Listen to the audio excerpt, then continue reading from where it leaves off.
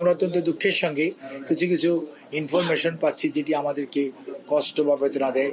বাংলাদেশ জাতীয়তাবাদী দল তার দীর্ঘদিনের যে জনগণের সত্যিকার অর্থে বিশেষ করে নারীদের ক্ষমতায়ন এবং নারীদেরকে আর্থিকভাবে স্বাবলম্বী করে তোলা তথা একটা পরিবারকে আর্থিকভাবে স্বাবলম্বী করে তোলার মাধ্যমে আগামী প্রজন্মকে সুন্দর এবং আগামীর বাংলাদেশ গড়ার জন্য তৈরি করার জন্য যে উদ্যোগ যেটি ফ্যামিলি কার্ডের মাধ্যমে নিয়েছে সেটি নিয়ে কতিপয় যে দুষ্কৃতিকারী অথবা মনে করেন কিছু সংখ্যক কোনো একটা মহল থেকে এই ফ্যামিলি কার্ডকে বিতর্কিত করার চেষ্টা করা হচ্ছে। কেউ কেউ গ্রামে যে নিরীহ মাদের কাছে টাকা চাচ্ছে যে ফ্যামিলি কার্ডের জন্য টাকা লাগবে, এবং কোনো কোনো জায়গায় হয়তো সেই প্রোগ্রাম নাই, সেখানেও যে টাকা চাওয়া হচ্ছে।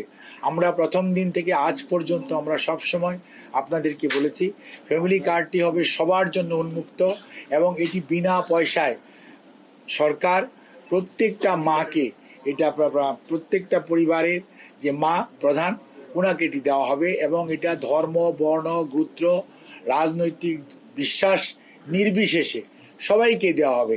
এখানে কোনো পার্সুয়েশন অর্থাৎ কোনো ধরনের তদবিরের কোনো প্রয়োজন নাই, কোনো ধরনের প্রতিযোগিতার দরকার নাই, কেউ বাদ পড়া বা কেউ বেশি ঢুকে যাওয়ার কোনো সুযোগ নাই।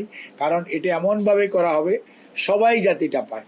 এটা এমন হবে যে প্রথম দিকে হয়তো একটা ওয়ার্ড পাবে, তারপরে সপ্তাহে দেখা যাবে 2টা ওয়ার্ড পাচ্ছে, তারপরে সপ্তাহে দেখা যাবে 3টা, 4টা, 5টা এরকমভাবে এটা গ্রাজুয়ালি সারা বাংলাদেশের উপজেলা এবং উপজেলা থেকে সারা বাংলাদেশে ছড়িয়ে পড়বে।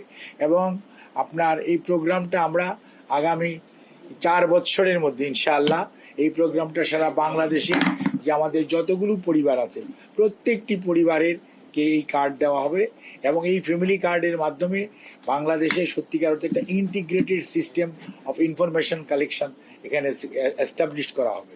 এবং এই কার্ড সকল কিছুর আপনার প্রথম আমরা ফিজিক্যালি এই ইনফরমেশনগুলো কালেক্ট করব, তারপরে এটা কি সফটওয়্যারের মাধ্যমে এমন একটি অটোমেটেড সিস্টেমে চলে যাবে যাতে কোনো ধরনের ট্রান্সপারেন্সি কোনো অভাব থাকবে না এবং কোনো ধরনের ইনক্লুশন বা এক্সক্লুশনের কোনো সুযোগ নেই। অর্থাৎ ইরর বলতে যেটি, সেটি ইরোরটাকে আমরা শূন্য পর্যায়ে নামিয়ে আনার চেষ্টা।